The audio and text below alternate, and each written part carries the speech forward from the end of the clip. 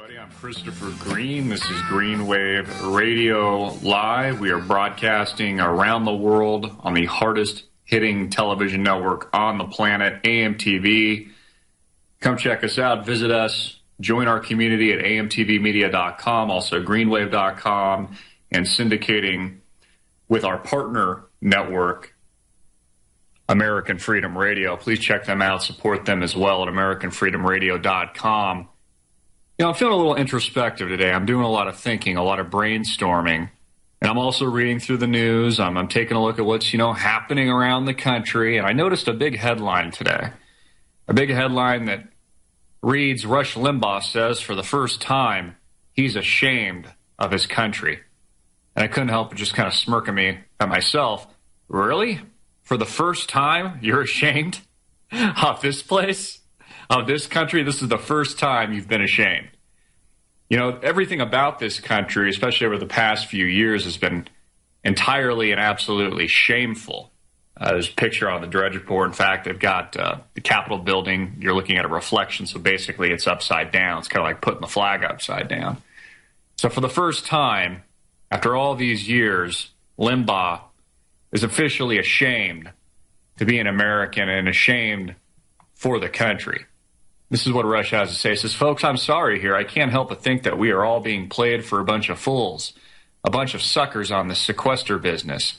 I don't know. Are you like me? Do you really think 800,000 people are going to lose their jobs in the Pentagon because we cut $22 billion? Do you really think air traffic control is going to shut down? Do you really think there aren't going to be any meat inspectors?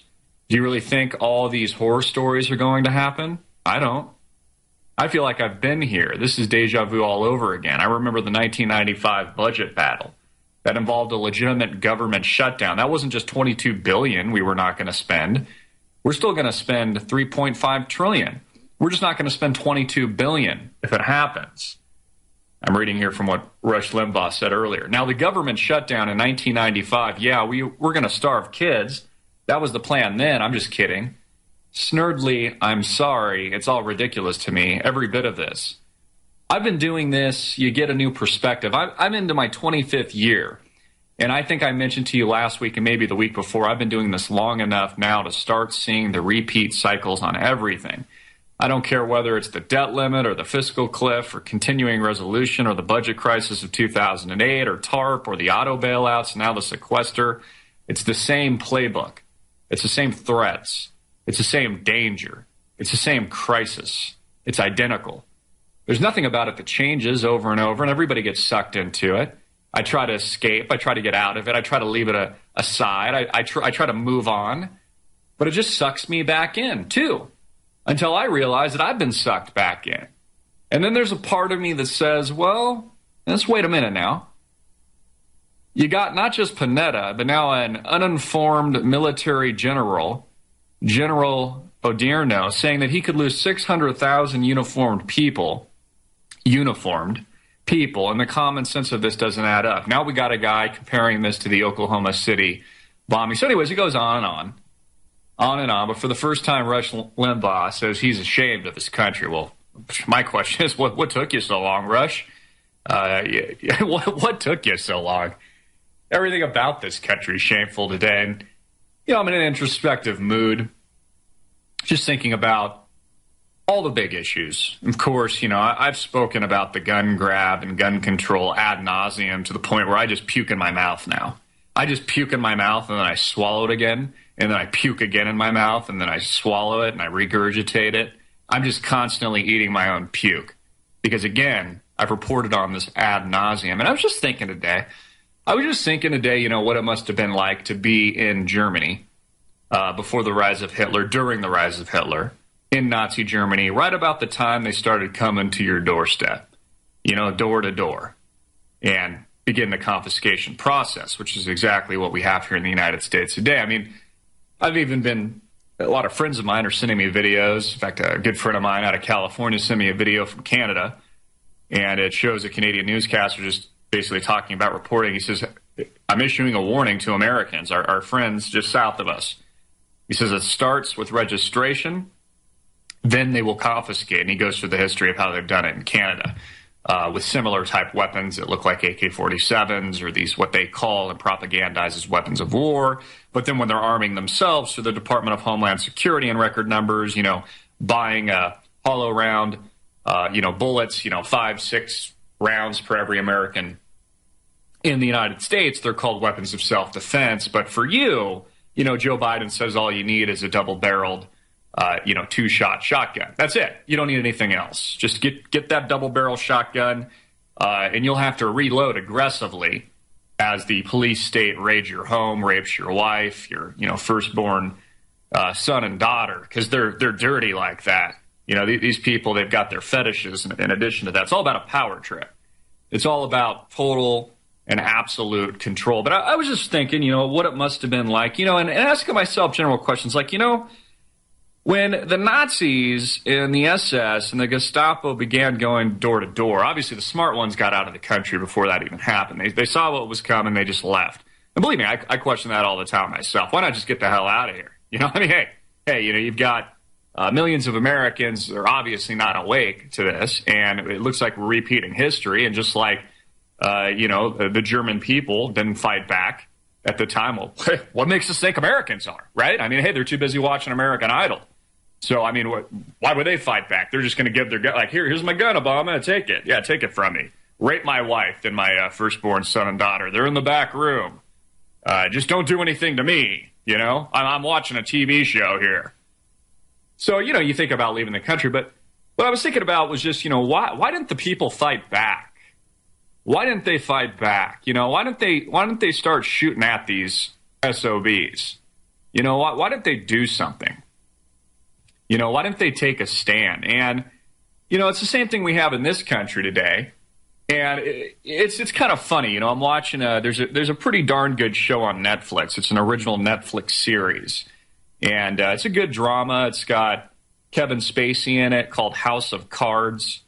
I'm not sure how many seasons they've had, but I'm just kind of working my way through season 1. I've watched a couple episodes, and it's filled with intrigue and politics, and it's all about the chess game and moving the pieces in Washington, D.C. to accumulate power. And it's interesting because it has nothing to do about being a politician for the benefit of the people. It's just about Kevin Spacey's game and his plan and his thirst for more power, his own personal agenda, and how he manipulates the people from episode to episode to get what he wants. And it really is true. That's what we have today. But it's funny, there was this one scene, and I think this was like episode 3 or something like that. But basically, they're using the tragedy of a child to push a political agenda. And I just couldn't help think about, Sandy Hook and just how, it's like, the kids are dying now. Let's trample that Second Amendment, because the kids are dying. Let's give up, all of our freedom. So they were basically mirroring that in this show, which, I find it interesting from time to time to see what's, going on mainstream and, what the people are watching. So pretty intriguing. But back to why people won't fight back. Why didn't the German people at the time, when the confiscation began and the rounding up of the Jews at the time, why didn't they just fire back? Their lives were being threatened. Their very existence, families, friends, religion, what they believed in was being threatened. So why didn't they fight back? And I think it goes back and it boils back down to there's a process that is taking place right now. And in any resistance, there's a certain amount of stages that the people or one person, maybe yourself listening to, has to go through before you realize that there are no options left. And you're in a situation like we're seeing today where states are openly beginning to peacefully secede from the Union as a last resort, which eventually will lead to armed conflict, in my opinion, and unfortunately will lead to violence. Of course, that is the last resort. That is the last option. Nobody wants that. I certainly don't want to see that, but that's the trajectory. That's the road we're being led on. But there's stages that one has to go through, and we talk about this all the time about being awake. I'm awake because I'm aware. I'm fully cognizant of what's happening around me. I'm aware of the political agenda that, Obama is pushing to ban guns in the United States. I understand all this. But see, the first stage is really, in waking up, is an ideological shift.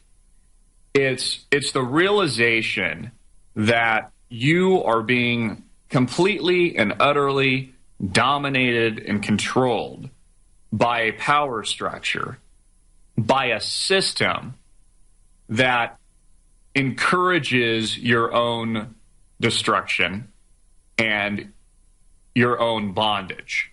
I mean, that's kind of step one. So there has to be this ideological shift, and a lot of us have been through this. I've certainly been through this, where your world turns upside down, and it's almost like being reborn. Christians, the Christian faith say, they're born again. It really is like that. There's an ideological shift where, and a lot of you tie this in spiritually and et cetera, but there's a shift in your view of the world and how you see the world. And it's a scary shift for a lot. And I think the fear, we all have to recognize that, and the fear is normal, because going from thinking that your government actually cares for you and has your best interests at heart, and that actually is, trying to do what's right and what's for the good of the people, to go from that to that these people are actually actively murdering you, poisoning your food, your water, your air, poisoning you financially through massive amounts of debt, and, these very large corporations just, thumbing you down for life, issuing you 0% credit cards and mortgages at X% so you can pay 3-4 times what the home is worth over the period of 30 years. And then even when you do own it outright, if your heirs forget to pay taxes on the property, they'll confiscate that because you never really own anything. It's just a total facade. There is no ownership. You're owned. You're like a battery. It's the Matrix. You're viewed as just a pawn in the game of greed and in the game of life for those that control you and that have you in chains. But it's a very intricate system that they've built. So to have that ideological shift, to shift that viewpoint, it's scary. It's frightening, because it makes you feel insecure, and it makes you fearful. And so I think what the problem is that there hasn't been enough people shifting their view ideologically. There hasn't been enough people even hitting that stage yet to get to the point where they're like, okay, now we're at the last resort. Now Obama's confiscating guns, trampling the Second Amendment. He wants everything. Total power, absolute control. There's not enough people that have even gone through stage one yet, the ideological shift. They can't even get to that, the other phase.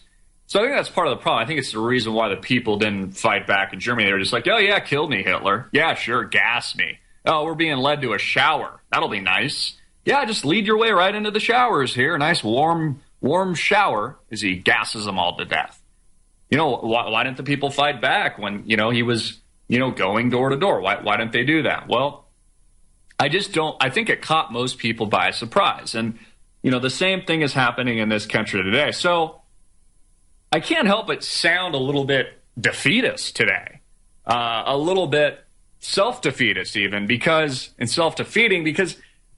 it just doesn't seem like enough people really understand. It doesn't really sound and seem like there's enough people awake. So, for Rush Limbaugh to say for the first time in his life he's ashamed of my country, well, Rush, with all due respect, buddy, my friend, you're a little bit late to the party. Maybe you should take that cigar out of your mouth and wake up yourself. So there's a lot going on, and a lot in the news. In fact, we had some really interesting weather yesterday. In fact, we're out here in Arizona. Many of you saw this, how snow stuns golfers in AZ. In fact, we got snow out in Tucson. We had snow out here in Phoenix. So you can literally drive the freeways today and see snow-capped mountains in the distance. It's funny, though. We have a beautiful day today. Sun's out. It's a little chilly for Phoenix, but it's literally already started to melt. So it's not as severe as what you may be seeing in the media, considering it's already melting and the sun's bright as can be. You can get a suntan today. But that's what we had going on here, at least locally yesterday. Now we have severe thunderstorms and tornadoes in the deep south. The storms bearing down on the Midwest. So this whole gun thing, just again, as I mentioned before, I keep puking in my own mouth and then having to regurgitate that and swallow again. It's kind of like, what more can we do? You know what I mean? I mean, honestly, how many more films can we make? How many more, documentaries can we push out to the masses? How many more warnings can we put out to the general public? When you still just literally have a small fraction of people awake and aware of what's really happening in America today. Which brings me to the secession movement at large, which I view, and I think a lot of people view as very much a last resort. You've been, the American people have been given zero options, but there's a reason why it's gaining steam. Because those that have their eye on the ball and those people that are aware of the political agenda of the administration and the people that President Barack Obama represents realize that this will all end violently, and this will all end very badly and tragically for America, for our constitutional principles, for our family values, our religious values, whether or not you call yourself a Christian, Catholic, Muslim, atheist, agnostic, it doesn't matter. But everything this country once stood for and everything this country has been about, short few hundred, has, and will continue to be raped unless we do something about it. And that's just the hard truth. I'm Christopher Groom. We got to go to a quick commercial.